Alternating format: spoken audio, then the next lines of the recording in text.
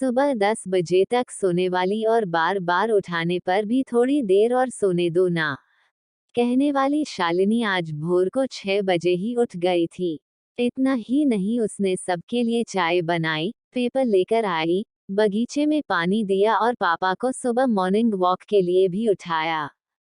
सभी लोग शालिनी को बड़ा आश्चर्य से देख रहे थे। सभी का एक ही सवाल था, शालिनी तुम यह क्या कर रही हो? शालिनी ने धीरे से जवाब दिया, 3 महीने हो गए हैं मेरी शादी तय हुए। वहां पर कौन होगा मेरे आगे पीछे घूमने वाला? वहां तो सब मुझे ही करना होगा। बस इसलिए आज से शुरू कर दिया। घर की बेटी को इतना समझदार होते हुए देख सबको खुशी हो रही थी और साथ साथ बुरा भी लग रहा था। बुरा लगने जैसी बात भी थी, क्योंकि अब वो हमेशा के लिए उनको छोड़कर उसके ससुराल जाने वाली थी। एक और महीना बीत गया और आखिरकार शालिनी की शादी हो गई। वह अपने ससुराल आ गई। सुबह समय पर जाग पाएगी या नहीं, इसी विचार में वह रात भर सो ही नहीं पाई। सुबह होते ही उसने नहाया और पूजा की और खाना बनाने की तैयारी करने लगी। वह सोचने लगी कि आज खाने में क्या बनाया जाए जो बड़े और बच्चे दोनों को पसंद आए। तभी पीछे से एक मीठी आवाज आई। शालिनी ने पीछे मुड़कर देखा तो उसकी सासू माँ थी। अरे बेटा, इतनी जल्दी क्यों उठ गई? शादी की भाग दौड़ में थक गई होगी, ऊपर से घरवालों की याद भी आती होगी और मैं जानती हूँ रात को ठीक से सो भी नहीं पाई होगी। ऐसे तो तुम्हारी तबीयत खराब हो जाएगी। शालिनी मन ही मन सोचने लगी, मेरी सासू माँ तो बिल्कुल वैसी नहीं है जैसी मैं सोच रही थी। मैं तो डर के मारे कितने दिनों से सुबह जल्दी उठने का प्रयास कर रही थी। यहाँ तो परिस्थिति बिल्कुल अलग है।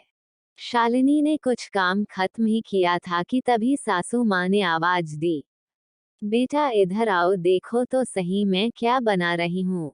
मटर पनीर, पराठा और गाजर का हलवा। अरे वाह, यह तो सभी मेरी फेवरेट डिश है। शालिनी बोली। उसे तो कुछ समझ में नहीं आ रहा था, उसे लग रहा था जैसे यह सब सपना है। शालिनी को एहसास हुआ कि यह सपना नहीं सच है। सासू माँ ने कुछ कहा, शालिनी सुन नहीं पाई। वो थोड़ी डर गई। उसे डरा हुआ देखकर सासू माँ ने कहा, शालिनी जरा इधर तो आओ, यहाँ तो बैठो। मेरी बात ध्यान से सुनो और समझो, शादी मतलब लड़की की परीक्षा नहीं होती है। तुम्हारी शादी सिर्फ मेरे लड़के से नहीं हुई है। जितनी जिम्मेदारी उसकी तुम्हें खुश रखने की है, उतनी ही हम सबकी भी।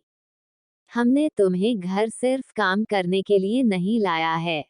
तुम्हें क्या क्या आता है, या तुम हमारे लिए क्या कर सकती हो, यह सब देखने के लिए तो बिल्कुल नहीं। और हम तुम्हारी आज़ादी भी तुमसे नहीं छीनेंगे। अगर अपनी बात करूं तो मुझे सिर्फ एक अच्छी फ्रेंड चाहिए थी। मैं बिल्कुल नहीं मानती कि बहू ने सुबह सुबह जल्दी उठकर पूजा पाठ करना चाहिए। और मैं यह भी नहीं मानती कि बहू को बहुत अच्छा खाना पकाना ना चाहिए।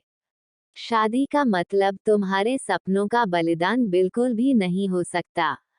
बल्कि मैं तो कहूंगी कि शादी का मतलब तुम्हारे सपनों को और ज्यादा ऊंची उड़ान देना होना चाहिए। हम सब हमेशा तुम्हारे साथ हैं, हर दिन, हर पल। शालिनी की शादी को अब 10 साल बीत चुके थे। इन 10 सालों के सफर में उसने जो अनमोल रिश्ते कमाए थे उनमें से एक थी माँ। जी हाँ, वही सासू माँ जो अब उसकी माँ बन चुकी थी। शालिनी ने अपने जीवन में काफी उतार चढ़ाव देखे थे, लेकिन उसके मन में यह एक सोच बहुत पक्की बैठ चुकी थी कि जब भी उसके लड़के की शादी होगी और वह घर में बहू लाएगा तो वह भी अपनी सासू माँ की तरह ही अपनी बहू के साथ व्यवहार करेगी। टीवी सीरियल्स में सास बहू को दिखाया जाता है वही वास्तविकता है, ऐसा बिल्कुल नहीं है। समय के साथ लोग बदलते हैं, लोगों के विचार बदलते हैं। कुछ गलत लोग जरूर जीवन में आते हैं, लेकिन सभी गलत हो ऐसा जरूरी नहीं। आखिर में यही कहूंगा कि बहू मतलब बेटी ही होती है। गलतियां तो हर किसी से होती है, इसलिए बहू के साथ भी वैसा ही व्यवहार करें जैसा खुद की बेटी के साथ करते हैं।